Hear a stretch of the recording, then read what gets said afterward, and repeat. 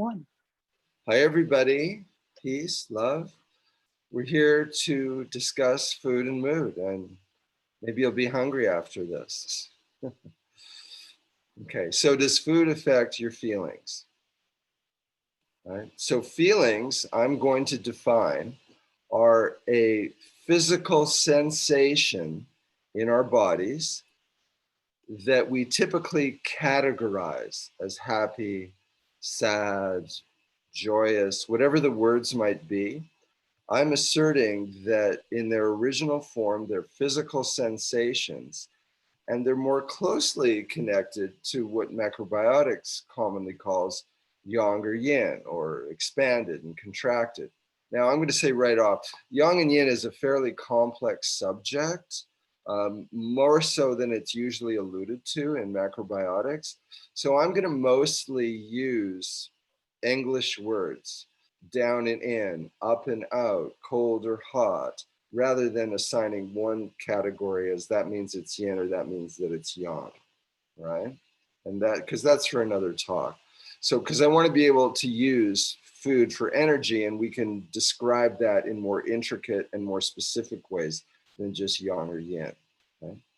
So, does food affect your feelings? What I'd like you to do is think of a time that comes to you just now where you were feeling particularly emotional. That could be some sort of inspiration, or it could be some sort of negativity.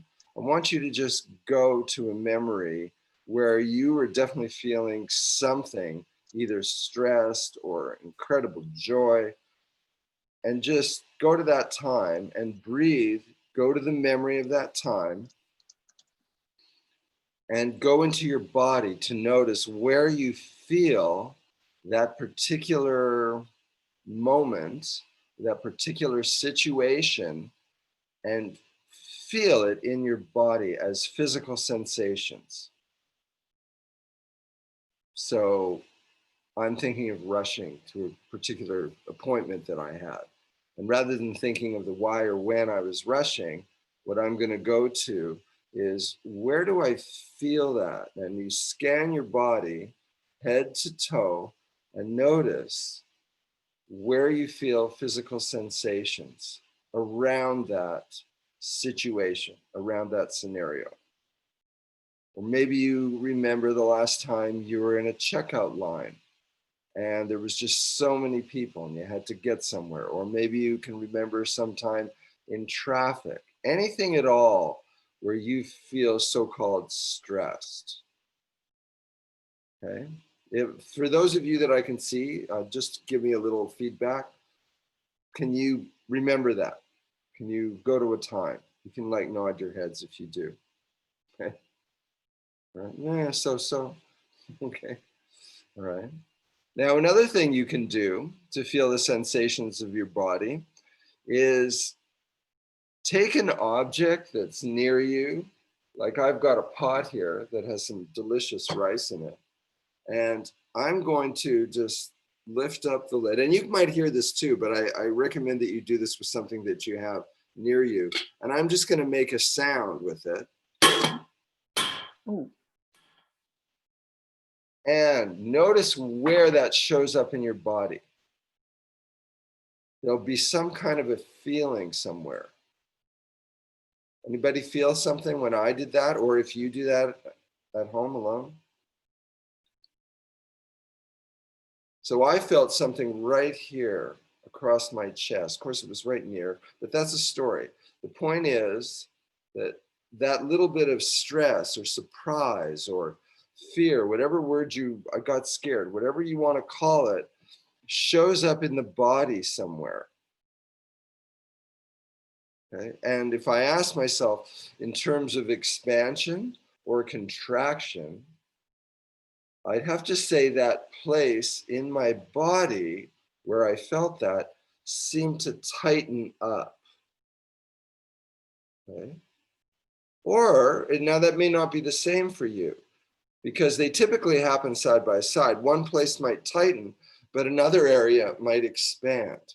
So what I'm asking you and inviting you to do is start feeling the sensations of an emotion before responding to it through words or thought. Right?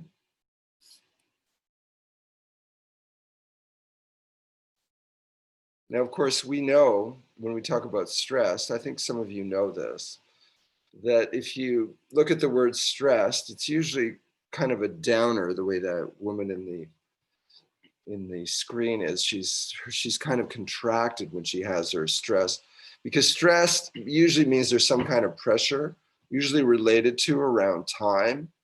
And so there's kind of a contraction, a major contraction associated with stress. And that's why when we reverse the letters of stressed and spell it backwards, we get desserts, right? Somebody's smiling. Now you know why you like desserts. That contraction of being stressed makes us want to go for something the opposite that is very expansive. So that's a big macrobiotic concept. If you want to know why you're craving something, whether that's chips or salt or sweets, whatever it might be, what we're craving on the outside is because of something that is very strong on the inside. So contraction on the inside makes us want expansion to make a balance from the outside. Or I see somebody there, I don't know what your name is, I can't quite see that, but you just went for a drink of tea, right? Or some kind of beverage, right?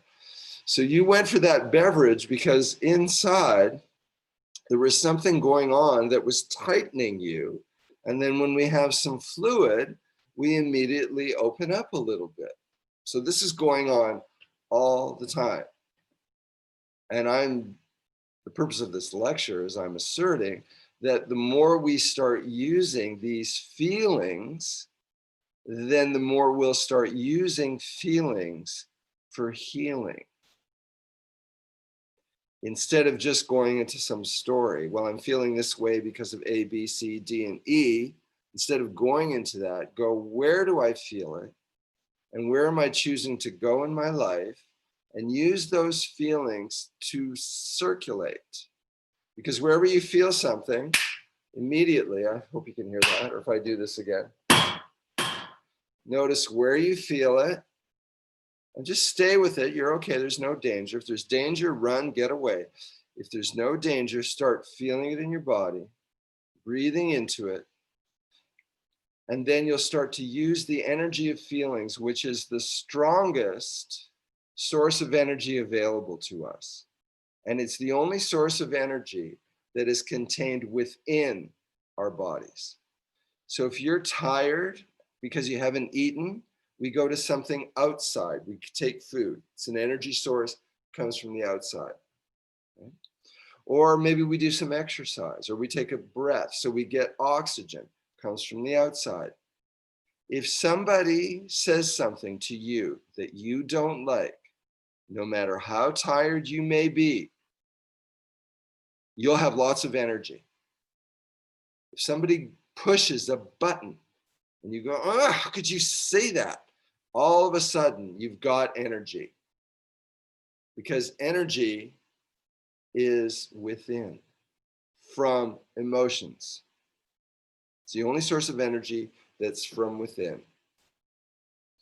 So that's one of the reasons why we use food to eat emotionally, because we're actually putting the quality and the energetics of that food inside of us, where all of our emotions are being held.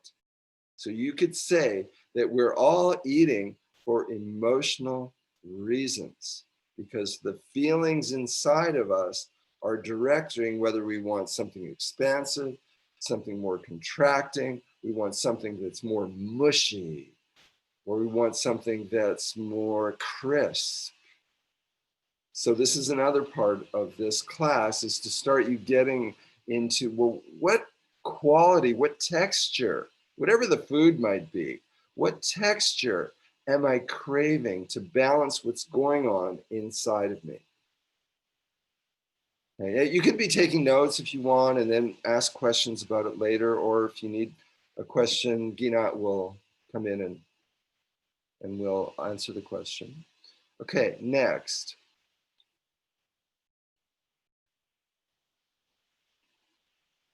The places where you first feel a feeling, an emotion. I'm gonna, if you get a little upset about this pot that I'm gonna hit, well, that's okay, that's a feeling. So just use that, okay? So I'm gonna do that again. The first place you feel that, and it's different for everybody, nobody feels the same. The first place you feel it is a place in your body that already has a concentration of energy. There's already a buildup of energy. So when more energy comes from the outside, that place where I was feeling it here goes, ugh, get away, I don't want this. And that's typically where we start reacting in relationship. What I'm suggesting is that when we start to use that feeling, wherever it might show up in your body, it starts to circulate, and that energy, that blood flow, your circulation will go to parts of your body that have been empty for some time of energy. So life is balance. If we have too much in one place and not enough in another, then our blood circulation, simply through breathing and feeling, will start to go to the place that's empty, and we get more balanced. When the body has a balanced distribution of energy, we heal. From a yin and yang perspective, there's never too much yang or never too much yin. There's just a difference in the distribution of those energies at any particular time. So once we start moving, then they start to move, we become more balanced, and then we can heal. That's called homeostasis, right? Okay, so let's see what else we have here. So we can learn to prepare foods to create better relationships. So if we know what someone's feeling, then we can make a complementary opposite dish that will harmonize that energy. If someone is feeling too irate, too why, where, when, how much, is there a book on it? Tell me that answer right now. So we can make a food that has a particular texture that rounds out that sharpness, that softens that sharpness. And we do this all the time subconsciously. So this is within the standard foods that might help your organs, and we'll get into all of that. What I'm suggesting is the way that food is prepared may be at least as, and sometimes more important than the food itself. The texture is why we crave something.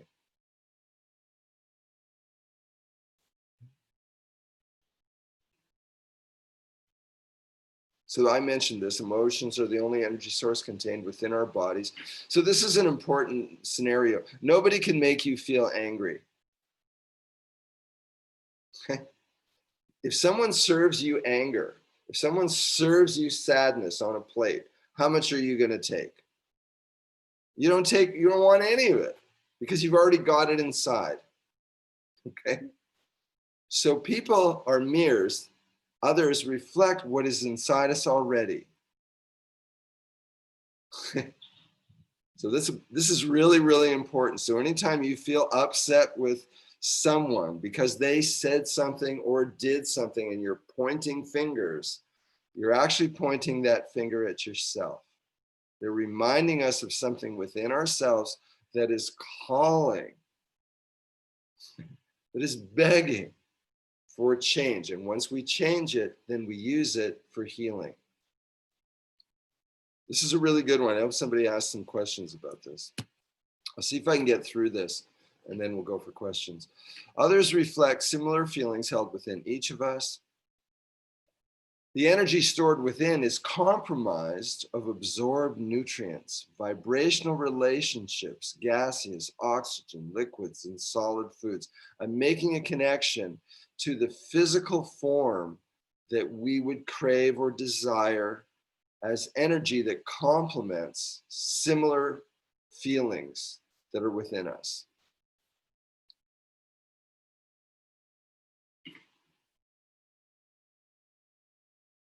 So every time you make something from this moment on, you can take a look at it, you can feel it, you can put that broccoli in your body, you can remember what it's like to eat broccoli and how you cook it, crispy or softer, and you can go, how is that going to affect my energy? Or someone else's, perhaps. Consider that the quality of emotions and moods held within and expressed outwardly is influenced by the quality of food and all substances that we ingest. Now, another way to say this, so that you've heard the common phrase, we are what we eat. I would say, or more accurately, we are what we're not eliminating.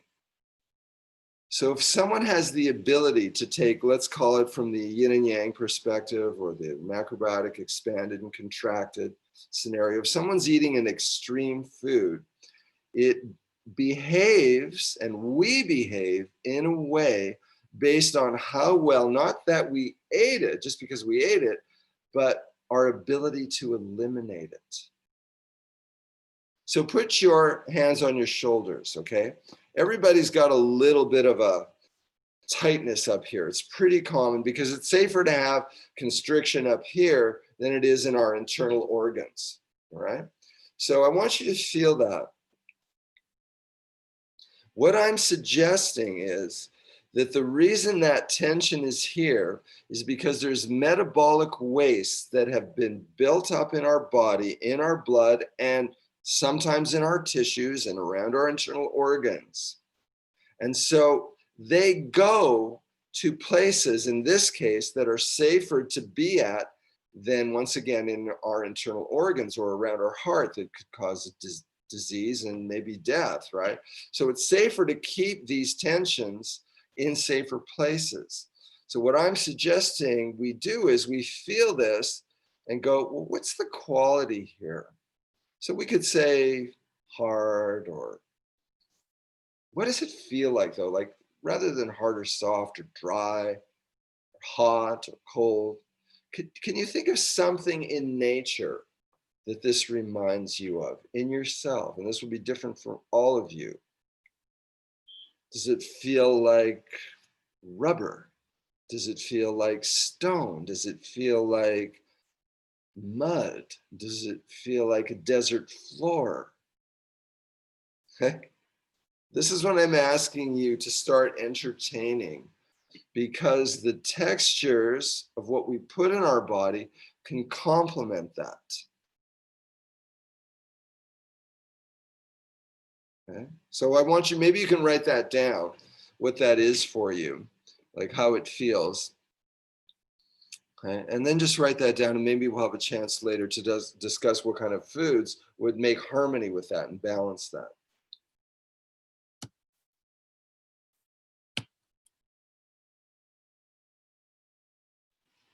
Yeah, so ultimately we can shift between happiness and inspiration and closeness or distance with people based on what we put in our body, because that's where our emotions are located. And so that's why food is so closely connected to how we feel. So these are the typical macrobiotic associations. So the first one, we either go, well, the food is either growing up like the top of a carrot, or the bottom of the carrot's growing down. So we can actually make an assessment. Actually, let's do that. I'm watching the time here. Let's just do this real quickly. When you have time to do this on your own or with someone else, you can do it more quickly. What I want you to do is put your hand in front of your third eye chakra here, and without touching it. So just, I'll go on the side. So just move a little bit away and closer and further, and just notice where your hand is most comfortable. If you go closer or further. Just notice where you're being either pushed away or called in, and hold where it's natural. Okay? Now, you're just guessing. Go to the next place, the throat, and notice if this place is different. Intuitively, does it call your hand closer or does it push your hand away? Compared to the third eye area. Go to the heart center. Do the same here. So at the heart center. So you got 1, you got 2, you got 3. Now, which one pushed your hand away the most? Let's go to the solar plexus. We're going to throw that one in here too. I'm at my solar plexus. Wish I could see myself. And below the navel. Which place wanted your hand the furthest? Which place wanted your hand the closest? Just guess. I want you to isolate 2 of those 5 centers. Okay, so I'm going to say that my lower hara area, below my navel, hara is Japanese for abdominal center, below my navel seemed to push my hand away. That's associated. Let's see if I have those here. I don't have it on the slides. Okay, so that's associated with physical vitality. Thoughts, and I can send you a chart.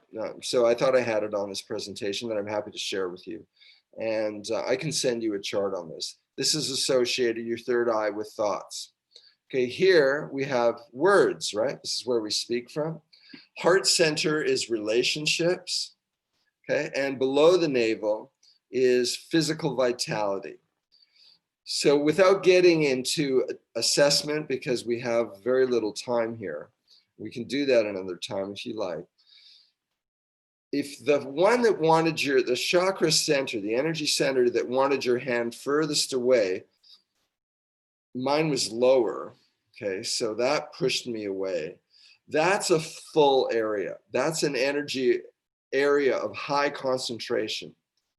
And so let's say my throat center or my heart center, I'll do my heart so I can talk. My heart center wanted my hand closer. So my full area was below. My empty area, relatively speaking, is the heart center, which is relationships. So when I harmonize my physical vitality with my relationships, then I'm going to be more in balance. Now, how you can use this with foods is, if the energy is being held in the lower part of your body, which way does it want to go? Up or down?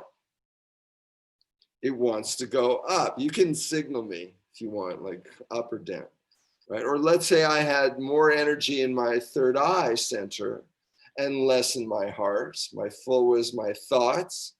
My relationship area, my connections with others wants more energy. It's relatively speaking, it's emptier.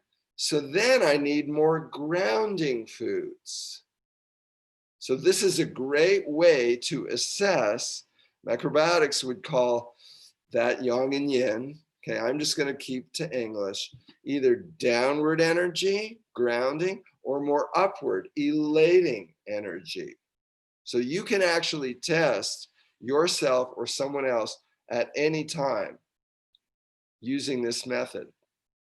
Now, the next part of this, because life is about more than down and up and hot or cold, is the quality. So there's different variations of food. So for example, a pumpkin has got a rounder, centered, it moves outward as well as inward, right? You can see the meridian lines on that pumpkin. They go around and down, right? So they have both, but they make their movement from top to bottom in a round way, almost like a heart, right? So if you want to round out, if you want to round out someone's emotions, that's why pumpkin is considered, and especially if you combine it with its sweetness, as a more rounding, sweeter disposition influence than a carrot would be, that is a little straighter, or celery would be just straight up and down. Okay? Now, if someone has more upward energy here and is radiating outwards, then they would want a food that makes that energy go down and in, or in and down. And so it's really important to know the effects of different foods instead of just yang or yin, okay, instead of just relating them to only the 5 elements, to the quality and textures that we could be using to make a shift in the energy. So all of these are, you know, classes on their own. I have to remind myself about the time, and I'm gonna go forward. Okay, so now we have the 5 seasons. What I love about macrobiotics is our ability to integrate nature into our lives in all ways. So our emotions are connected to these organs. So let's start at small intestine. Developing intuition is connected to the intestine because the small intestine, because the small intestine assimilates foods. It knows how, where, when, and why to use different nutrients. No matter what we put in our body, it's the small intestine that gets to figure all that out. So a lot of times people who are using too much analysis are trying to figure out why, where, when, and how. And it goes into the fire element, which I believe we're going to get into in a minute. So the ability to develop intuition comes from a well-functioning small intestine that, instead of trying to figure things out and assimilate, we can know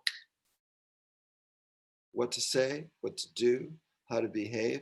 And we know what foods we want on a purely intuitive gut level. That comes from the small intestine. Spontaneity and patience come from the liver. Pancreas and spleen are about accepting responsibility. The blood sugar level and the spleen that produces white blood cells connects us to immunity and the influence of others, the evenness of our moods, blood sugar level, and our ability to be affected by others is organically connected to the spleen and the pancreas for blood sugar.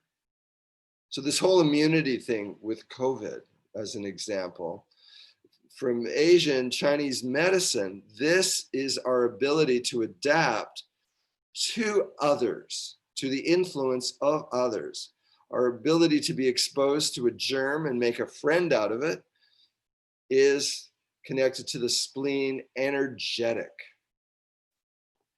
So we can eat foods that harmonize those organs and allow us to be more immune to the influences of others. And that also includes germs and bacteria. Stomach is connected with perseverance. Large intestine is connected with moving through the past and eliminating unnecessary parts of ourselves that we get to transform and find newer versions of ourselves that work better for current situations.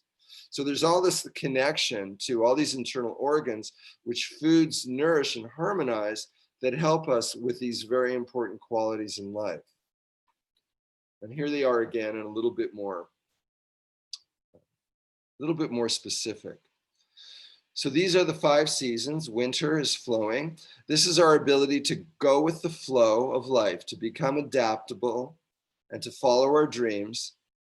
And this is connected again to, similar to the spleen, with, it's just from a different perspective. This adaptability comes from our ability to change our life purpose as necessary on any given day. So it's a really big connection to our life purpose. When it's off, we tend to detach. So when it's off in this kidney, reproductive organs, bladder, when all of that's off, instead of flowing with people, we tend to back away. Okay? Liver energy, spring, is connected with newness, spontaneity. Or if there's something off in this area, if somebody says, no, I don't like your spontaneity, I don't like this genius idea that you came up with, you can't do it, then we get frustration. So no is contraction and frustration. Okay. Then we go into summer, which is up and outward, radiating energy, okay? Passion. And if that fire is burning, so it's fire-like, if that fire is burning instead of like a calm candle flame, instead, if it's going all over the place, then we're hyperactive and we're scattered. And then we have ups and downs, unpredictability. You may say chaos. Okay, then in the center area, the early autumn phase, I just call it autumn. This is where the leaves come down from the trees. They turn beautiful, nurturing colors. And we start connecting with other people or disconnecting and blaming people. And you can see that right now. It's really, really prominent. There's in the USA, big election coming up, and the world is completely divided. And we're right in this mode right now. So that instead of connecting with others and going, well, let's all unite and let's make this a better place. You may have different ideas than mine. Let's find some center ground that we can make peace with each other. Yeah. Instead of that, you've got people blaming other people. So food for mood means just serve squash soup to everybody. Sweet squash, you can put some carrots, some corn in there that might still be around from summer, and make that soup nice and nurturing and loving. And then what's happening on the inside will be overflowing on the outside. People who are feeling sweet on the inside never blame other people for anything, okay? Okay, so that's a little blurb about today's point of view. And through those relationships, we start, and through the mirror of relationships, when we see where is my sweetness gone to, and why am I doing this, this, and this, then we're starting to understand our internal nature, and that's important to transform. And that's where we have lungs, large intestine, late fall, harvesting, letting go of the past. And so from others, in the mirror of others, we discover who we are as our unique selves. And it's always important to go back to others and find how we can connect, to find deeper versions of ourselves, because we're using our emotions instead of them using us.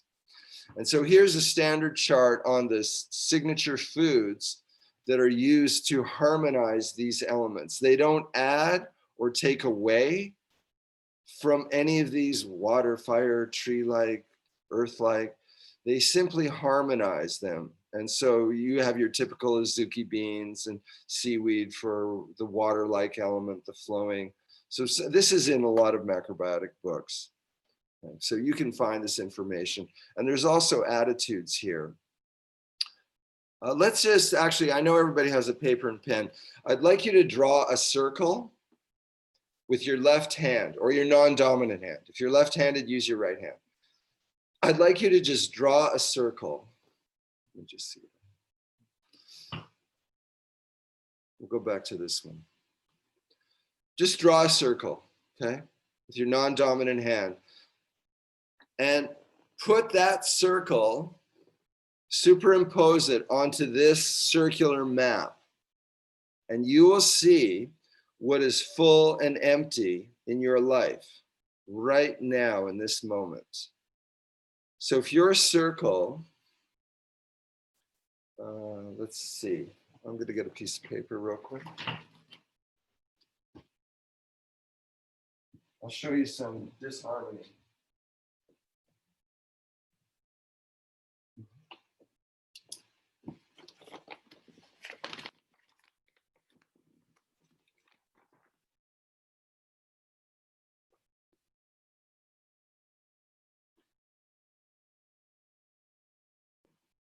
So here's my circle, okay, and it's not, okay.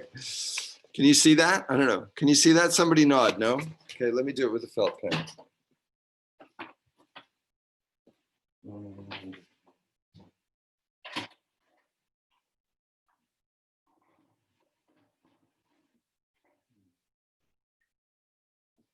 just make it darker. The point is, start looking at your circle and see where it juts out and where it goes in, or where it's really flat and where it sticks out. Does that help to see that? Can anybody see that? Yeah. Okay, well, I'm seeing some of yours. Okay, so let's do that. Okay, so I've got somebody showing me a circle. You've got suspenders on. And oh, I can see Clara's really clear. Yeah, So Clara, can you hold it a little this way? I guess that would be to your right. Yes, right there. Can you keep that position? So Clara's circle, I don't know if the others can see this, but hers is jutting out right near her fire element. Okay, and then lift it a little bit up, Clara.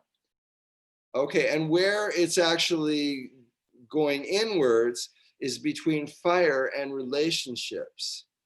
So her energy is going between liver, gallbladder, spring energy, and fire. That's her highest energy right now. And it starts to dip a little bit when she's moving her passion and inspiration into her relationships. She wants a little bit more openness and expansion in that department, according to her circle.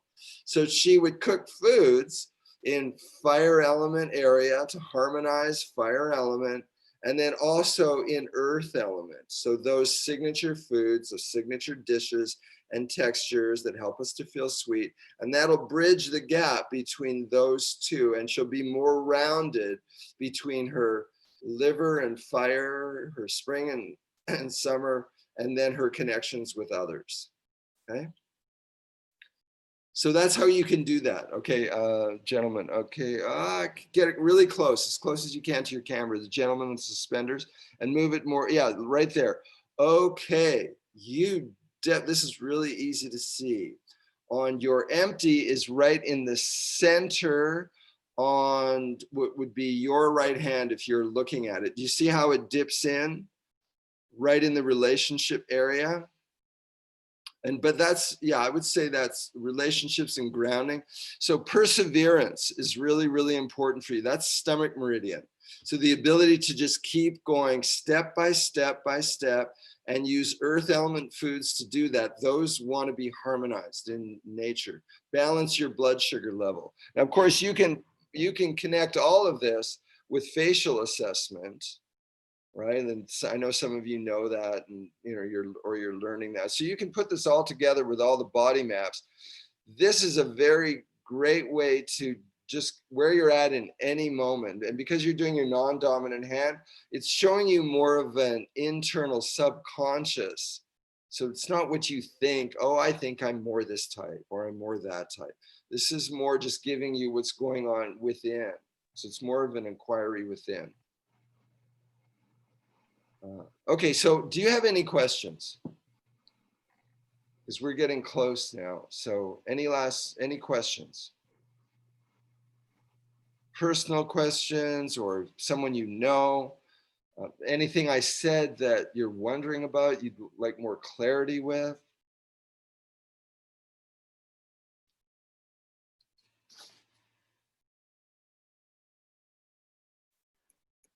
I have a question for you. Okay. You spoke about coordinating or food with mood. Yes. And what if a person has no appetite or very poor appetite? Uh-huh. Would you consider that a too yang or too yin? Well, it's too simple. Everybody has both yang and yin going on. So Right. again, we could use the model that I did with the chakras to understand whether they need more grounding energy or more elating energy. So let's say they're feeling contracted and their energy is a little bit inward, and you say, well, would you like some food? And they go, no, I'm not really interested. So you're getting that they're a little bit contracted. Okay, that's just one That's not their whole body. That's just one mood that they're feeling, because they've got other things going on too. Where there's contraction, there's expansion. But if they're feeling a contracted feeling, and that's what you're getting by their voice, no, I don't really want to eat anything right now. You kind of feel that tightness, that closing. Then you would give them small amounts of foods that would help to open. Okay? Even just on a little level. Well, have something. Would you like something to drink? You could make them a variation on a soup or a tea. Like maybe a tea with some dried fruit in it, with some leaves that have got some opening and expansiveness. I'm just giving you some possible, right? So if you make a tea from, let's say, peppermint leaf, okay, might be different than just the broth of kale. Right? So you want to get, well, what's an idea? What's going to have a little bit more of a expansion if someone's feeling that constriction? And then once their cells start opening up, the stomach will literally open up. And they're going to go, you know what? I'm kind of hungry. But if the stomach is closed, right, and there's too much constriction, that makes desire go down. So something needs to be opened. Right? Does that help? Okay, so just think in complementary opposites. And I would also recommend warm too, because warm is expanding. Okay? Simple energetics. You can actually, I have a book called Food for Life. Steve Gagne wrote a great book, Macrobiotic counselor, called The Energetics of Foods. You can actually look at any food, like all the foods that you see in a grocery store, and know whether they're down and in, up and out, middle energy. Like every food can be categorized in that. And I highly recommend that you find a resource that can give you that information. See if that does in fact work for you, because it does work differently for different people.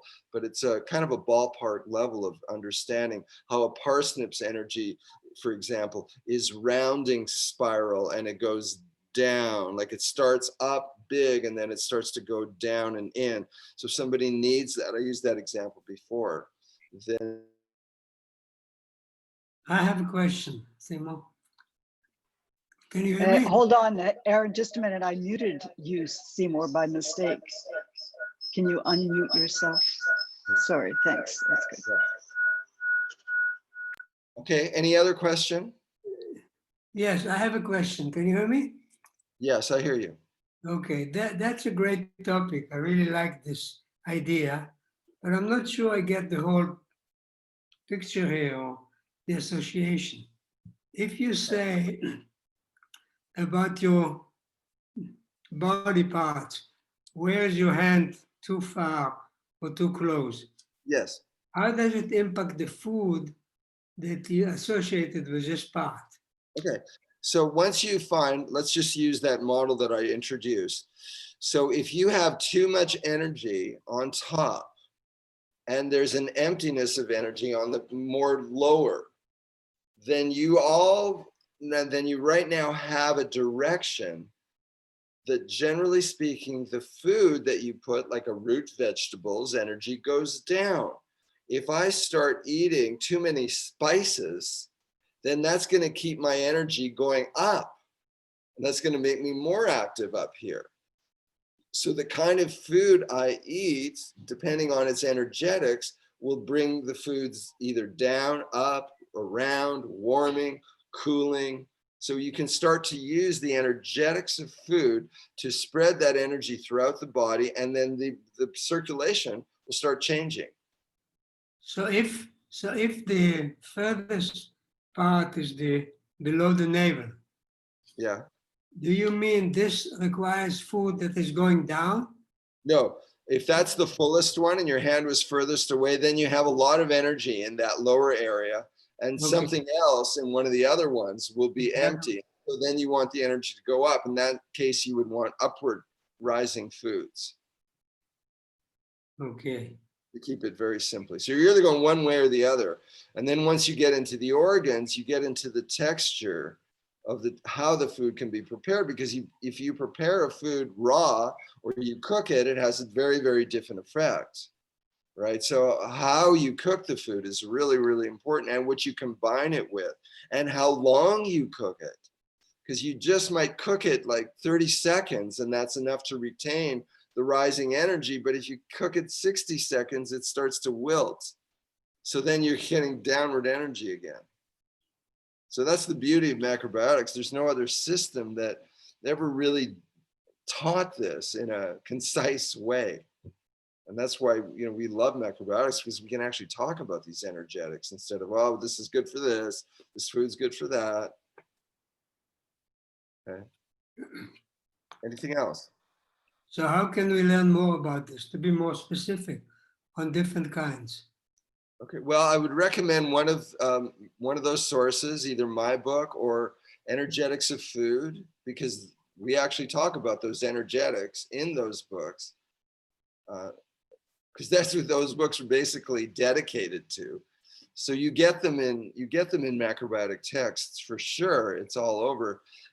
Most, especially the older macrobiotic books, tend to go, well, it's either yang or it's yin, or it's good for one of the 5 elements, but it's rarely talked about the energetics. So I would recommend a good book, and especially teachers who work with this and can help you to use this. Like I don't know if you know this, but like, how do you, let's say a person needs energy to go down, okay? They need their energy. They feel like there's just too much going up in their head, and they want their energy to go down. Which way do you stir their soup? Practical question, right? Which way do I stir the soup? You don't know this. You're macrobiotic. Come on. Left. Okay. In the northern hemisphere, your toilets, most of them, there are some exceptions, your toilets flush with a counterclockwise spiral is the downward motion in the northern hemisphere. It's the opposite in the southern hemisphere. So if you want to transmute, if you want to influence more downward energy, you stir counterclockwise. If you want energy to go up, you stir clockwise in the northern hemisphere. This is basic macrobiotic energetics. Very simple. No matter what you're cooking, you can be cooking eggplant, you know, whatever it is, you can change the energy. Tomatoes, you know, whatever you think, oh, well, that's too yin, blah, blah, blah.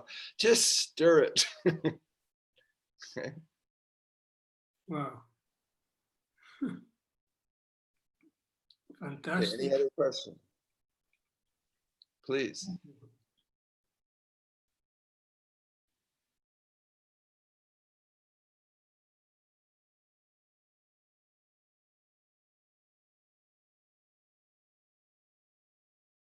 No? All Okay, right folks. then, Seymour. Yeah, I guess this is my chance to thank you. We've really enjoyed this a lot. It's been great.